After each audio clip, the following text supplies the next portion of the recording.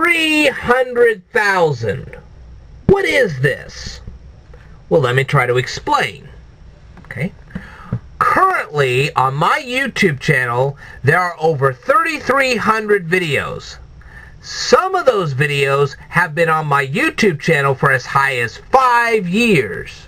Think about that. Shoot, some of my videos, if they were real live kids, would actually be slightly older than toddlers. They'd be practically ready for kindergarten. There's a thought. Okay. So, when any of my YouTube subscribers watches a video that old, or even some of the newer ones, a number 1 is added to my view count. Okay? Take, for instance, just to make it a little simpler for you, I actually have a video entitled SD-RAM versus DDR-RAM. It has actually been on my YouTube channel for 5 years.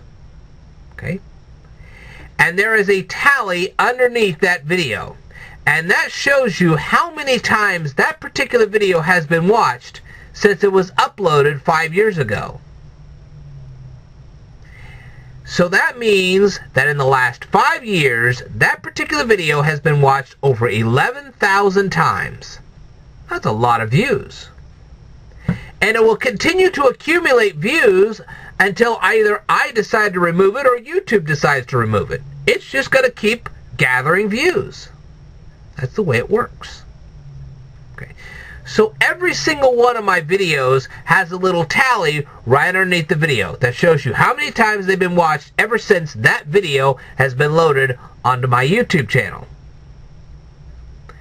And you'll see that with this video as it starts being watched regularly. Okay? Now then, what YouTube does is it takes all those tallies. Okay, it takes all those numbers that are underneath those videos, tallies every last one of them together, and then makes one compilation number. So, the view counts under my videos, if combined all together, turns out to be 300,000. That's what it means when it says 300,000 lifetime views. And you will see this number on the, I believe it's like the top right corner, if I recall correctly. Let me take a look over here. Let's see. No, I don't want to do that. Bear with me. We have this Creator Studio now. Yeah, YouTube's added some new features. Let's see. Now I can view the channel. Okay. Yeah. If you take a look at the very top of my main channel page, it will say 300,212 views. That's what I have right now. And that's a tally that's been kept for the last 5 years. Now, the thing is, I've had more videos on my YouTube channel than what you're seeing right now. And those videos got viewed as well. Okay? Well, where's that tally? Well, that tally is on my analytics page. So actually, if you wanted to get all technical about it, my channel has been viewed 311,000 times since I created it back in 2009. But like I said, some of those videos were deleted. Sometimes it was because of inaccurate information. Sometimes it was because of useless information. Sometimes I just thought, well, I can actually make a better video than this. And some of those subjects I will revisit. Just wait and see. So anyway, despite the 300,000 you see on my main channel page, I've actually been watched 311,000 times. And that tally is just going to get higher and higher and higher for as long as I'm on YouTube. That's the way it works. So the first thing I would like to say to all of my YouTube subscribers, I actually tip my hat off to you for staying with me for the last 5 years. And I hope we have 5 more years together. I hope we have a lifetime of talking like this. Be great. be fantastic. So, my hat's off to all of you. As you well know, in July, I created an Instagram account. And right now, think about this. Between July and September, I have acquired over 400 people that follow me that actually look at my pictures on a regular basis. That's a lot of people. So, if you tally up the 742 people that have subscribed to me on YouTube with the over 400 people that are watching me on Instagram, that makes over 1,100 people that now know who I am and know my work. That's a lot of people. Wow. So, I tip my hat not only to my YouTube subscribers, but also to my Instagram followers. Thank you for watching me. I appreciate all your commentary, and I look forward to hearing from you in the future. So, my hat's off to all of you. Okay, so what are we going to talk about today? Well, first of all, we've started this in a very positive way, and that's exactly what I wanted to do right off the bat. So, where have I been for the last week? Well, Friday, I took a leisurely trip. I actually drove to Springfield and ate out and did some shopping. Not a whole lot of shopping, but I did do a little bit of shopping. And came home. That's what I did. It was the first time I'd actually taken a real good leisurely trip in a long time. As you know, for the last few years, I've been traveling doing all these Looking for Lincoln things. But this year, I just simply wasn't able to afford it. Okay? I still work in retail for approximately 35 hours a week, but the thing is that the bills have gone up, but not my paycheck. Okay? Yeah, your bills can actually go up higher than your paycheck, and when that happens, well, no money. No money, no trips. Okay. So, there you have it, there you go. So that was one of the reasons why I haven't been on. Another one is that I do work in retail. I work 35 hours a week, and we are preparing for retail Christmas. Already our store shelves are full of Christmas toys. Soon it'll be Christmas decorations and Christmas food and Christmas this and Christmas that. You say, wait a minute, we haven't even entered October yet. I know. Really fun when you start off this way. So like I said, the retail Christmas shopping season has officially begun. And the more time I spend over there, the less time I spend with all of you. But another thing that has kept me away is I have been directly communicating with physics students on a physics forum, trying to get some answers to some calculus questions. I have received some answers, but not all the answers I've been looking for, so it's been a bit of a struggle there. Okay? So, with the retail, the leisurely trip, and the communication I've had not only with my Instagram followers, but also these physics students, well, it's consumed a lot of my time. So I wasn't able to make as many videos as I would have liked to have made. And since we didn't have a video response wars winner this week, well, that didn't get produced either. So there you go. Now, one of the things I'd like to tell you guys, and I think you all should know, is that I'm part country kid and I'm part city kid. I've lived in the city, I've lived in the country, so I'm a little bit of both. As a matter of fact, when I was a kid, my house was right in front of a cemetery, which was kind of nice in the daytime. It was really nice and quiet. If I wanted solitude, all I had to do was go out to the backyard cemetery. I could play Frisbee with myself. You say, how do you play Frisbee with yourself? Well, if you're a very fast runner, you can do that. Not easy, but you can. So, I could play Frisbee with myself. I could just sit and watch the breeze blow by, you name it, and nobody would bother me. And yes, just beyond the cemetery there was a couple of more houses, but after that it was nothing but farmland. Okay? So I did get my country experience. And that meant I got a little bit, well, I wouldn't say a lot, but I got quite a bit of horse sense because of it. Now then, as a city kid, now I used to travel to the city weekly, because if you want a real grocery shopping, real good grocery shopping, you actually had to go to the city, and the city wasn't that far away.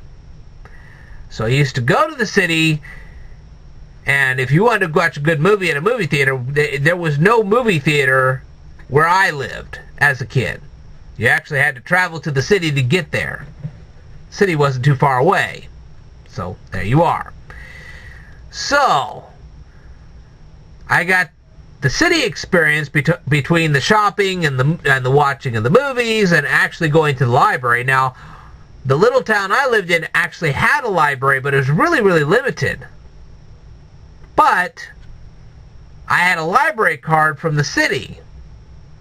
So I was able to go to that library and get the books that I couldn't get at the library at the little town.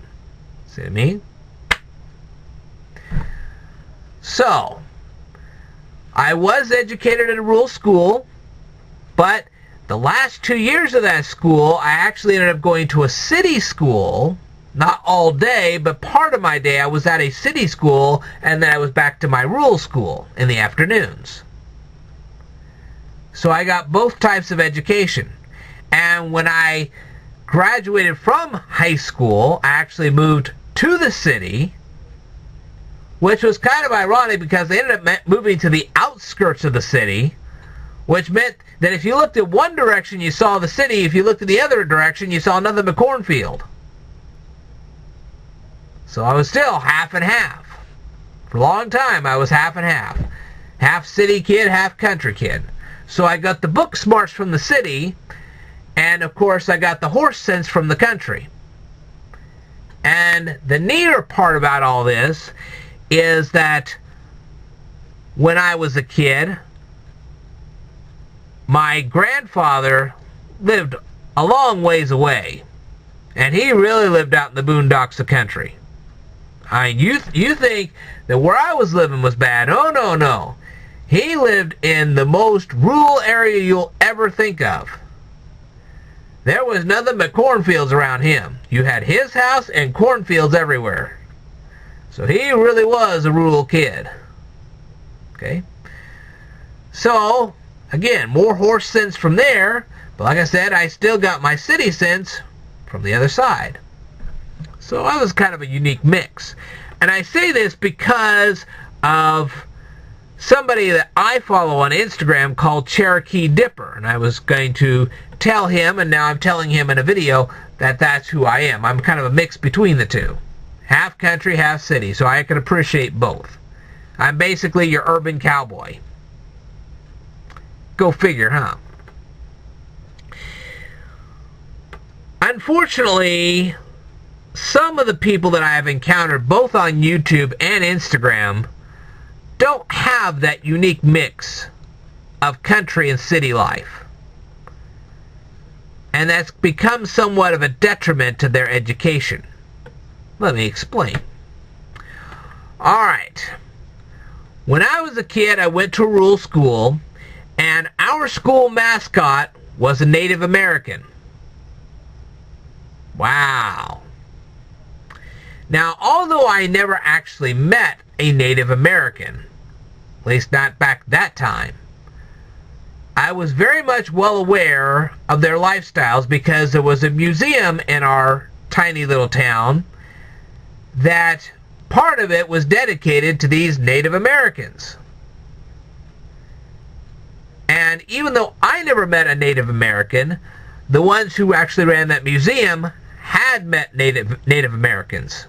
So they were able to tell us some of the things that we couldn't learn otherwise. But the thing is that my history teacher at the time did take a portion of time and explained the connection between this rural community I was living in and Native Americans.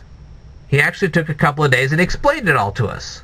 So I really understood our school mascot. Now this is in sharp contrast to somebody I was talking to on Instagram. It was actually a cheerleading squad I was talking to on Instagram. Their mascot was the stingray. Okay? And so I asked them if they'd actually seen a real live stingray. I figured, well, either they've seen a real live stingray or at least they know a lot about a stingray, because after all, that is their mascot. And like I said, even though I have never really met a Native American, I knew a lot about Native Americans because of that museum and because of my history teacher. So I knew the school right then and there. So even if they had never actually seen a stingray, knowing a lot about it because that's their mascot, that would be a logical thing. Not these people. Like, why would you make the stingray your mascot if you know nothing about stingrays? That's pretty bad.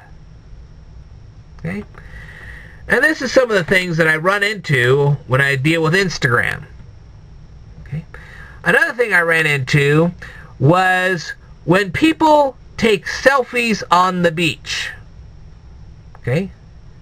Okay, so you have taken a selfie on the beach. Well, did you play any beach volleyball? Do you collect starfish? Do you collect seashells? Have you ever seen a box jellyfish? Okay? Do you even know how long the beach is that you're standing on? I would think you'd want to know that, because if you're going to take some moonlight walk along the beach, you'd like to know how long you can walk before you have to turn around and go the other way. That would make sense. Maybe you're one of those people that actually found oysters. You're able to crack those oysters open and you were able to find pearls. Not all oysters have pearls, but if you really get lucky, you can find an oyster with a pearl in it. Find enough of those pearls, you can make a pearl necklace. Isn't that nice?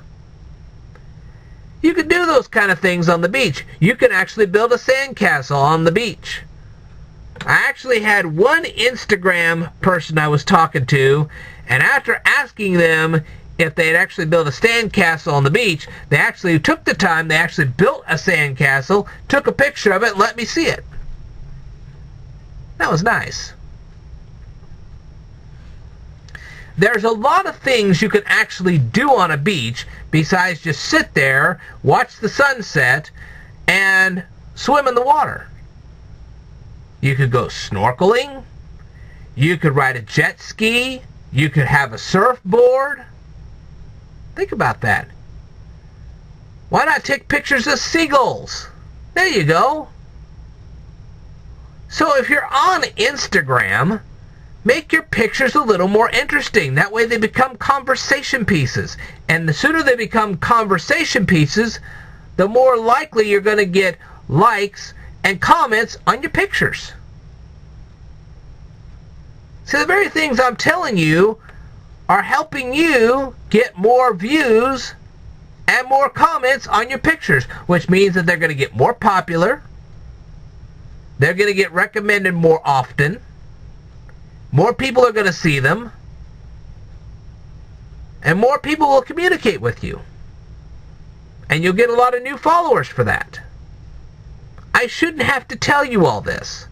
To me, this was called horse sense. This is the kind of horse sense that I got from living in a rural community. You can tell there's a little bit of book smarts to this as well, but the book smarts are just about being observant. The horse sense is using that observation to get views. That's the way it works. Okay? Now, another thing that I brought up on Instagram, and I should have brought it up here on YouTube, and I'm going to do it now, is when you go out and you buy a swimsuit, and this affects guys and gals alike. You would think it wouldn't affect guys, but it does. When you buy a swimsuit, you have to make sure it's chlorine resistant. And why is that? Because not always are you going to wear a swimsuit to the beach. If you're wearing a swimsuit strictly to the beach, it probably isn't going to get harmed too much. But if you wear a swimsuit inside of a school swimming pool, or maybe you have a swimming pool at home, and you don't make sure it's chlorine resistant, the colors will fade very quickly, and especially with women, okay, because they have to wear their tops. If the fabric becomes weak, then the straps of their swimsuit top will detach from the rest of it, and then they'll have a major wardrobe malfunction. Nobody ever thinks about that. So, if you've ever had an experience where the colors have faded from your swimsuit, or you've had a wardrobe malfunction because your swimsuit was not chlorine resistant, I'd like you to tell your stories right down here in the comments below. I really would. Now here's another thing I see off of Instagram.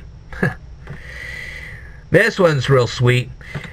You'll have these young ladies, and they will deliberately take a picture of either their shorts or their blue jeans, and they'll focus right into the midsection and show off either their button flies or their zipper flies. And one of the questions I asked in return was, which do you prefer, a button fly or a zipper fly? And here's the reason why. When it comes to buttons, buttons do tend to fall off. Not to mention the fact that the buttonhole can get weak because the fabric does eventually get weak. And then it's hard to keep the thing buttoned up. And heaven forbid if you ever gain weight. That's a problem. But when it comes to zippers, then you have another unique problem. What if the zipper gets stuck? And this is as much a problem for guys as it is for ladies. You think it's not a problem for guys? Let me tell you something. That zipper gets stuck at just the wrong time. It can get stuck on some of your equipment. Think about it. That could be a pretty painful experience, don't you think? So, if you'd like to share your experiences with button flies or zipper flies, or maybe you'd like to share information about how to keep a zipper fly from actually sticking, or if it does get stuck, show us, if you want to talk to us about how to get yourself unstuck, you can leave that down here in the comments below. And I'll go ahead and say that if I don't get too many responses from this, I'll probably do a follow-up video to show you exactly how to get a zipper unstuck. You say, well, how is a zipper sticking a problem for ladies? Well, I saw a young lady wearing a dress, and I kid you not, the center of the dress was nothing but one giant zipper. Now, if that zipper ever got stuck, how was that lady ever going to get out of that dress? There's a thought. So it can be as much of a problem for a lady as it can be for a guy. And these are the kind of things that Instagram followers and YouTube subscribers, they never talk about. And I don't know why. They're very relevant topics. You know, you start talking about stuff like that instead of snapping so many selfies. Guess what? You're going to get views. You're going to get subscribers.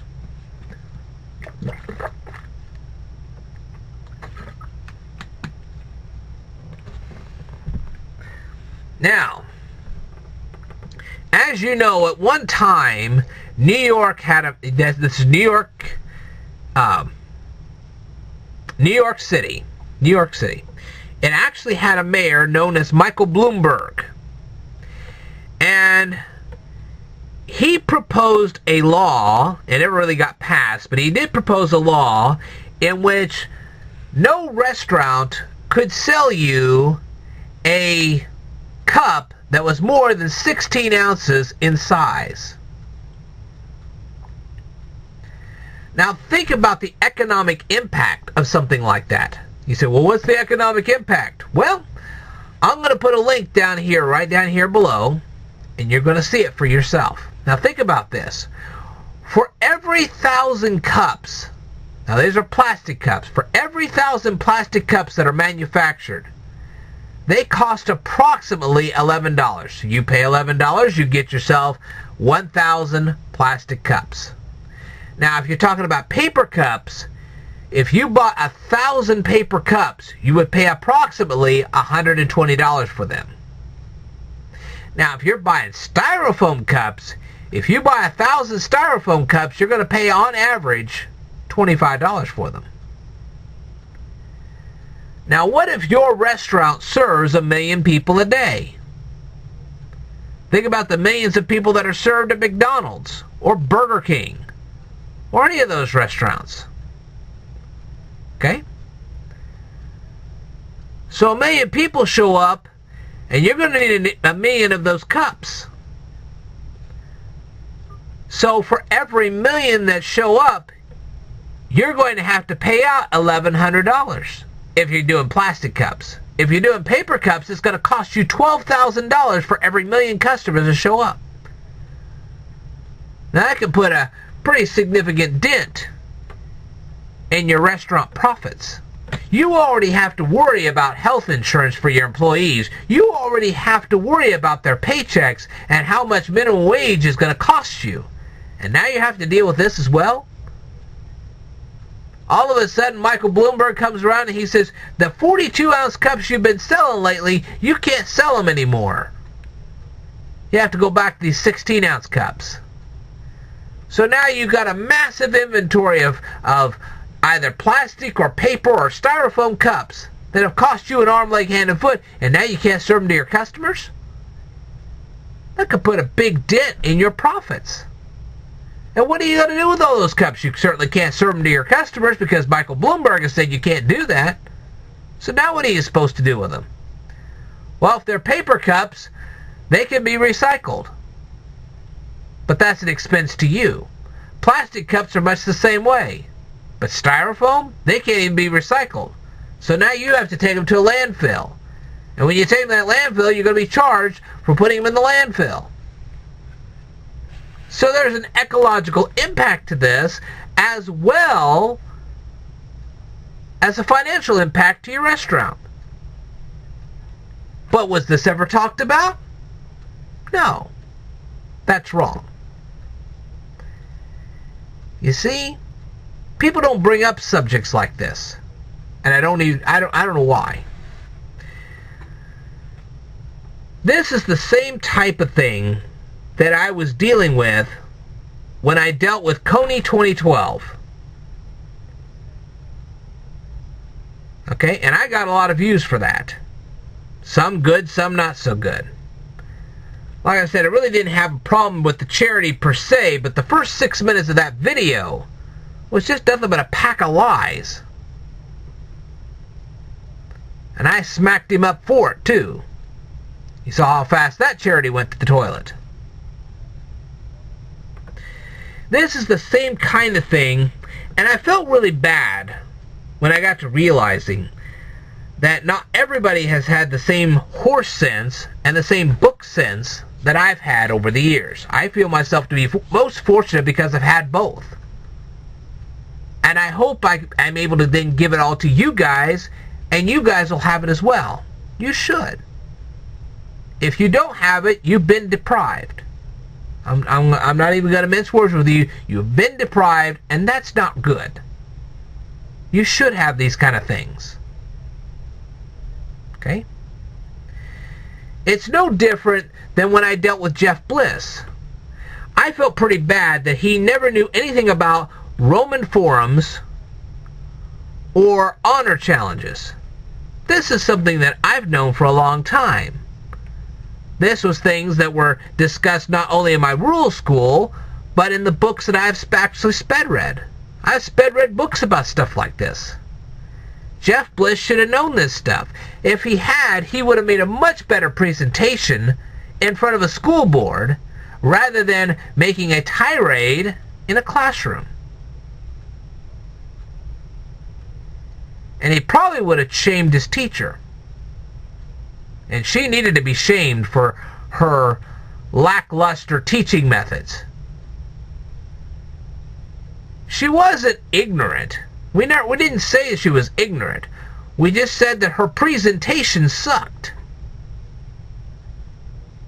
And I've encountered teachers myself. They were brilliant teachers, but the presentation sucked. So just because you have a lot of teaching smarts doesn't necessarily mean you do a very good job of presenting things to your students. So like I said, had Jeff Bliss known about Roman forums and honor challenges, he would have had a much better chance of shaming that teacher. And he would have been a much bigger hero than what he was. And as for Erin Cox,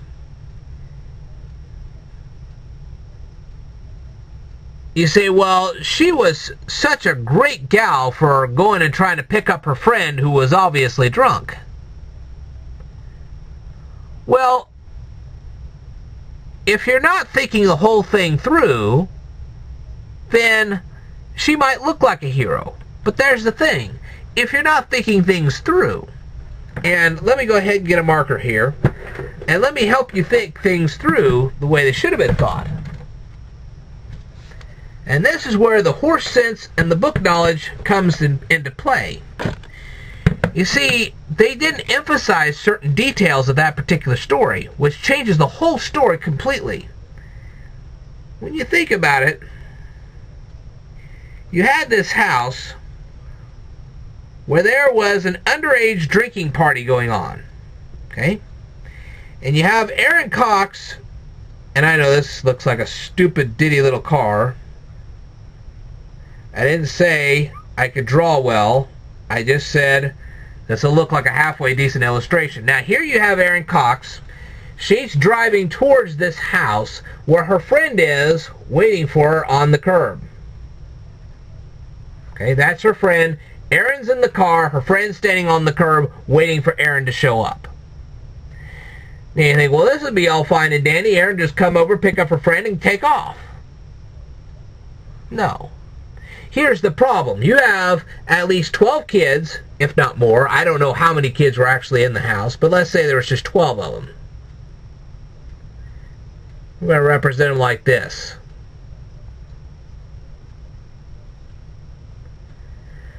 Now, the two things about these kids in the house, let's say there's at least 12, if not more. One, they were all underage. Every single kid in this house was underage. Two, they were all consuming alcohol. Not just her, but all of them. So now you have at least 12, if not more, potential drunk drivers. Any of which could have climbed in their car and tried to take off about the same time as Erin showed up. So any of these drunk drivers could have hit Erin, and if they'd have told her car bad enough, well, it could have been a pretty perilous situation for Erin. But let's say that Erin survives the wreck. So her car then spins out of control and hits her friend. Well, that puts her friend in peril. So she could have been put in peril, her friend could have been put in peril, and if any or all of these kids decided to drive home drunk, and some of them certainly could have, then that was putting ordinary pedestrians all over the area, whether it be a city area or a country area, doesn't make any difference. But all those people would be in potential harm's way, not from this person, but from these people. These are the ones that could have harmed a whole bunch of people. Hero? If you think it through, Erin's no hero. Sure, she had the noblest of intent. She really did want to rescue her friend. And her friend did make a pretty wise decision not to drive. That's true. But they didn't make any decision like that. You had at least 12, if not more, potential drunk drivers. Did they all decide not to drink and drive? Not necessarily. Erin Cox, if you wanted to get down to the technicalities, was guilty of obstructing justice. Because all these kids, they were underage drinkers. Automatically they were criminals. But knowing that all of them had the potential to become drunk drivers. If you knew all of these kids in this house was going to have the potential of becoming a drunk driver, any actions that these kids took, she would be responsible for. Because she could have stopped them from drinking and driving, and she did not do that. You see? It's when you put the extra pieces of the puzzle together you begin to realize what's really going on.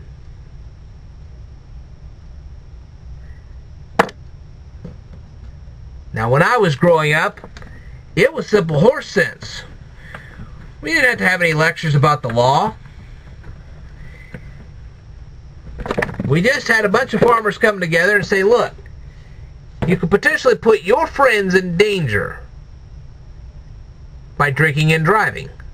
And the way they knew this was because of how people operated farm equipment while under the influence of alcohol. They didn't have to see drinking and driving. They saw how people handled farm equipment while being intoxicated. If you're going to handle farm equipment that badly while being intoxicated, can you imagine what you would do with a car or a truck? See what I mean? That's where the horse sense comes in. Those that really learn the horse sense from the farmers didn't have to be given a lecture about drinking and driving, because they got to see it for themselves. What, you're saying that somebody doesn't get drunk on a farm? Please, I know better. There are people who do get drunk on farms. But wise farmers will not allow drunk farmers to operate farm equipment, especially anything that has an internal combustion engine or is anywhere close to being electrical. They wouldn't allow them to operate a chainsaw or any part of a grain elevator or anything like that while intoxicated. A wise farmer would never let anybody do that, because they know what can happen. Some of them have actually seen farming accidents like that. They don't want them repeated. It's bad enough when you're sober. Can you imagine being drunk? So that's where the horse sense comes in. That's what this YouTube channel is all about. To give you guys not only horse sense, because think about it. Erin Cox should have never been anywhere near that house full of underage drinkers, because she could have put her life in danger, her friend's life in danger, those potential drunk drivers in danger. Maybe she would have survived the wreck, but they wouldn't. Think about it. Alcohol is a blood thinner. You get all cut up from a car wreck. Need I say more?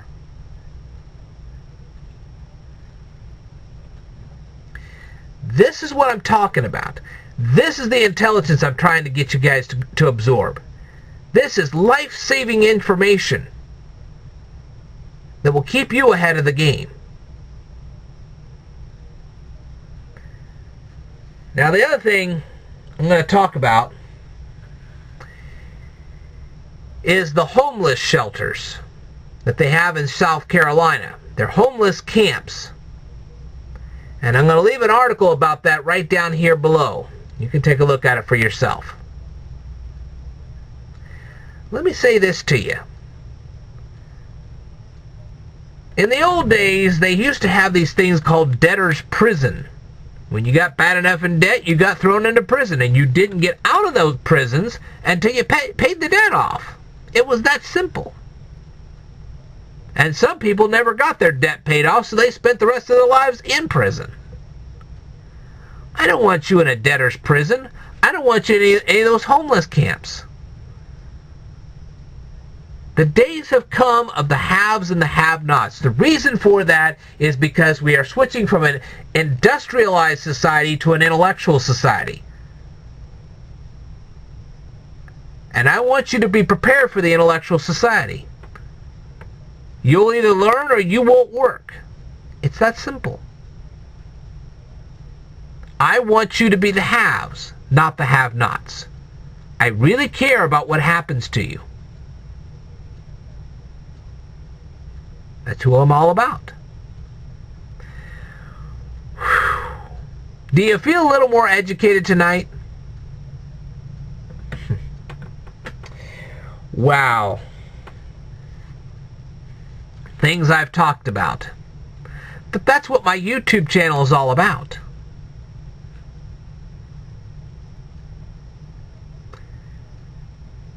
If you think about the things I'm trying to tell you, if you think them all the way through, it really makes sense. And if something doesn't make sense, by all means contact me. And I'll explain it further. Let me tell you something. Years ago, I used to go to a mall. That mall was called the Hickory Point Mall. Okay? It's actually in Forsyth, Illinois. Okay? Years ago, I used to go there and did a lot of shopping there. I don't go there very much. I hardly ever go there anymore. 2 years ago, they had these anchor stores. Okay? Now, these anchor stores paid a lot of the rent to the shopping mall. That's how the shopping mall survives. It gathers rent from those who sell in it. Okay? And there were 3 anchor stores. One was Bergner's, one was Sears, and one was JCPenney. A couple of years ago, JCPenney's closed their doors forever. So that was one anchor store gone. In December, another anchor store will be closed, and that's Sears. That means there's only one true anchor store in that entire mall. And if it ever closes its doors, heaven forbid what will happen to Hickory Point Mall. I can't even imagine what will happen to it. It could close down forever. It's a part of my childhood that I would miss terribly. It doesn't have a record store anymore. And the bookstore that it used to have isn't there anymore. And the toy store that used to be there, that's not there anymore either.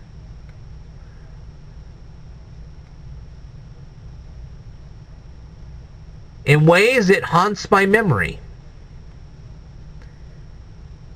The few times I actually go into that place, I can still see the old stores still being there.